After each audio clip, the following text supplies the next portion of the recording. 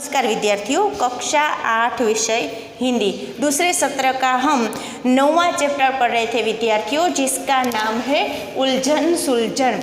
अब ये पहेलियां हैं। इसके आगे की वीडियो में हम कुछ पहेलियां और उसके अर्थ देख चुके हैं। पहेलियों में क्या होता है विद्यार्थियों के विशेष शब्दों द्वारा किसी व्यक्ति, भाव, वस्तु, उसके नाम को हमें बूझना होता है। मतलब कि पहेली में उसको शब्दों द्वारा हमें उलझाया जाता है, दूसरे शब्दों द्वारा हमें बताया जाता है कि ऐसा क्या है, और लेकिन उसके गुणों को उन शब्दों के अंदर ही संयुक्त किया जा सकता है, जिससे हम तर्क और विचार शक्ति से हमें सोचना पड़ता है कि ऐसी क्या वस्तु हो सकती है। उस वस्तु के गुण दूसरी वस्तु में बताए जाते हैं।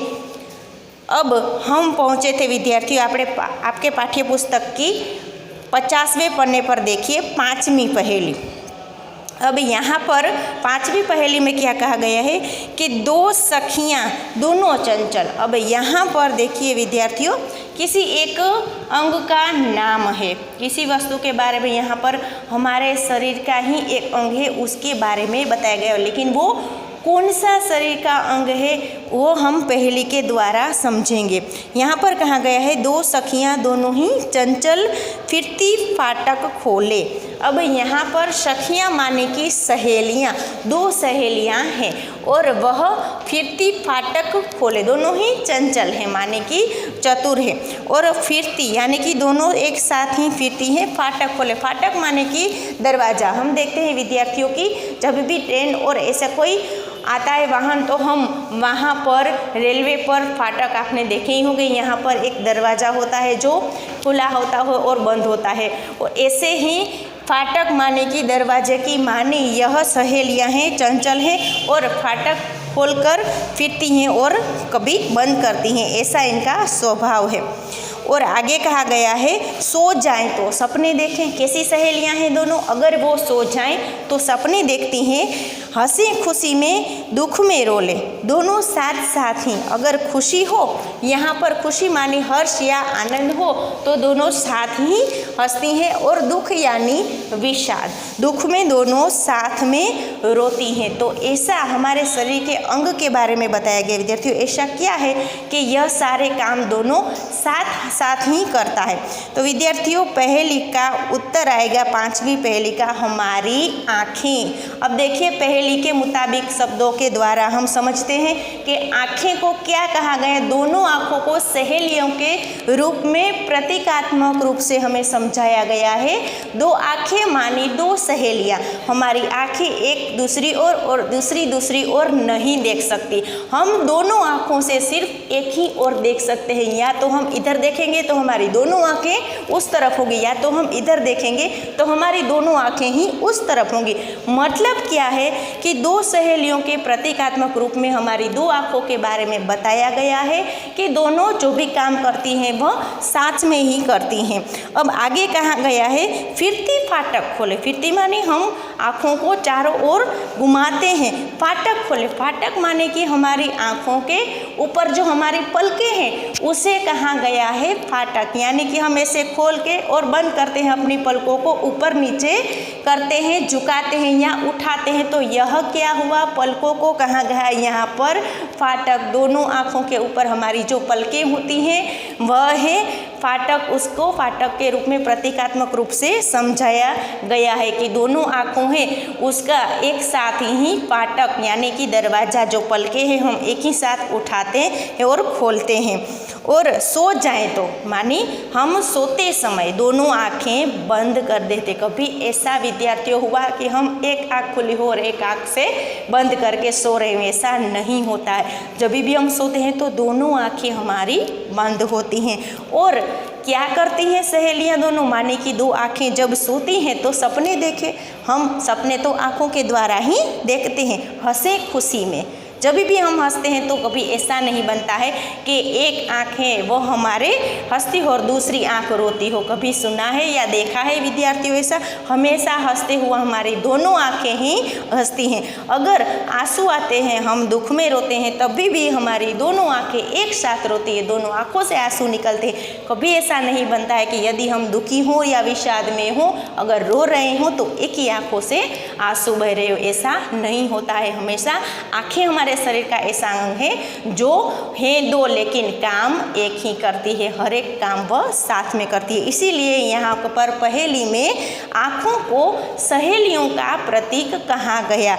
आँखों के प्रतीक के रूप में सहेलियों के, सखियों के बारे में बताकर आँखों की पहेली बुझाने को हमें कहा गया। अब इसके बाद की छठी पहेली है विद्यार्थियों, यहाँ पर कहा गया है किसी एक व्यक्ति के नाम के बारे में। पहेली में ऐसे शब्द हैं जिससे हमें उस व्यक्ति का नाम ढूंढना है कि ऐसा क्या नाम बन सकता है।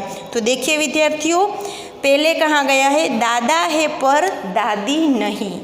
ऐसा क्या है कि जो दादा तो है लेकिन दादी नहीं है, जिसके नाम में दादा है पर दादी नहीं है। भाई है पर बहन नहीं है, तो जिसके नाम में भाई आता है लेकिन उनकी कोई बहन नहीं है। दादा भी आता है लेकिन दादी नहीं है, बगैर दादी के दादा है और बगैर बहन के भाई है। ऐसा कौन है? ये दो शब्दों के द्वारा आगे की पंक्ति में देखिए विद्यार्थियों, 9 है पर 10 नहीं। संख्या के बारे में यहाँ पर बताया गया। 9 माने कि 9 की संख्या, तो उसके नाम में 9 तो है पर 9 के बाद जैसे हम गिनती करते हैं तो 9 के बाद 10 आता है, तो यहाँ पर 10 नहीं है, सिर्फ 9 है। ऐसा कौन सा नाम है? आगे कहा गया है रोजी है पर रोटी नहीं है। हम जैसे कहते हैं ना रोजी रोटी, रोज कमाने वाली दिनचर्या या काम, उससे कहा जाता है रोजी रोटी, रोज कमाकर खाना। अब यहाँ पर उस रोजी रोटी में से पहला शब्द लिया गया है कि रोजी तो है लेकिन रोटी नहीं है, तो ऐसा क्या है? तो इन सारे शब्दों को हम जोड़कर विद्यार्थियों देखते हैं कि पहेली में क्या कहना चाहता है, किसका नाम बनता है।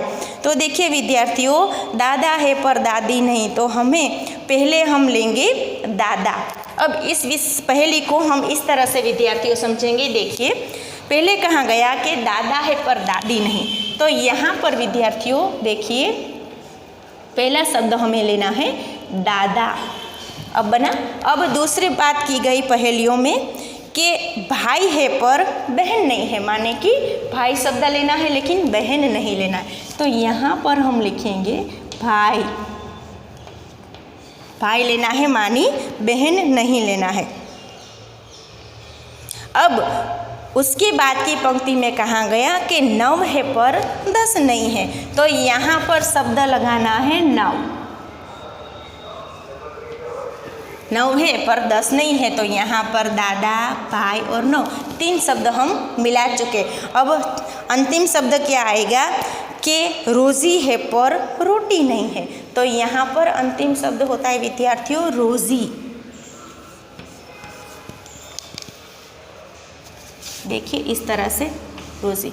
अब इस पूरे नाम को मिलाकर नाम बनता है जिसके बारे में पहेली में कहा गया है दादा है पर दादी नहीं, तो यह दादा। भाई है पर बहन नहीं, तो यह भाई। और यह 9 है पर 10 नहीं, यानी 9। दादा, भाई, रोजी। देखिए अब पूरा नाम इस तरह से लिखा जाएगा।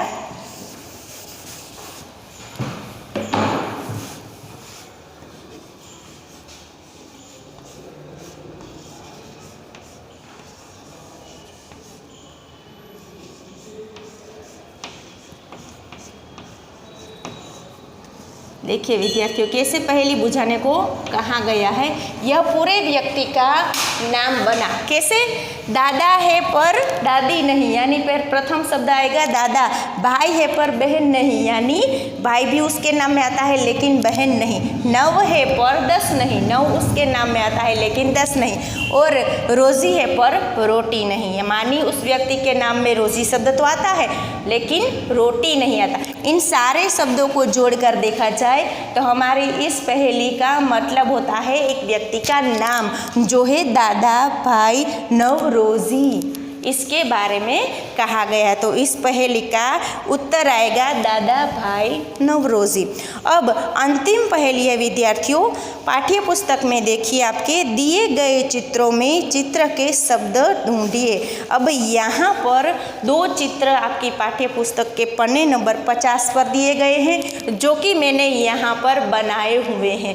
अब आप पाठ्य पुस्तक हो तो उसमें भी देख सकते हैं, या तो फिर आप मेरे साथ यहाँ पर भी बोर्ड पर दोनों चित्र मैंने बनाए हुए हैं। 7वीं पहेली के 2 चित्र, जिसके चित्र देखो आपकर उसका नाम बताना है कि वह क्या चित्र है। तो यहाँ पर देखिए विद्यार्थियों, आप देख सकते हैं कि यह एक वाद्य यंत्र है, यानी कि बजाने वाला कोई यहाँ पर यंत्र है। तो इसका नाम आपको बूझना है कि ऐसा दिखने वाला है उसे क्या कहते हैं। तो विद्यार्थियों, इसका नाम है सारंगी, जो गिटार के जैसा दिखता है, सितार के जैसा, लेकिन इसे क्या बोलते हैं? सारंगी। और दूसरा जो चित्र है विद्यार्थियों, उसे देखते ही आप समझ जाओगे कि यह किसका चित्र है। सही पहचाना विद्यार्थियों, यह चित्र है मोर का। तो यहाँ पर 7वीं पहेली में इन चित्रों को देखकर हमें पहचानना है कि कौन सा चित्र दिया गया है। यह चित्र है सारंगी का और यह चित्र है मोर का। तो विद्यार्थियों, यहाँ पर दूसरे सत्र के 9वें चैप्टर का उलझन सुलझन, माने कि उलझे हुए शब्दों को सुलझा कर पहेलियों के हमने उत्तर जाने। अब यहाँ पर दूसरे सत्र का अंतिम चैप्टर आपका था विद्यार्थियों 9वां, वो हम यहाँ समाप्त करते हैं। अब इसके बाद की वीडियो में हम निबंध लेखन, कहानियाँ और दूसरे व्याकरण और ग्रामर के बारे में जानेंगे। धन्यवाद।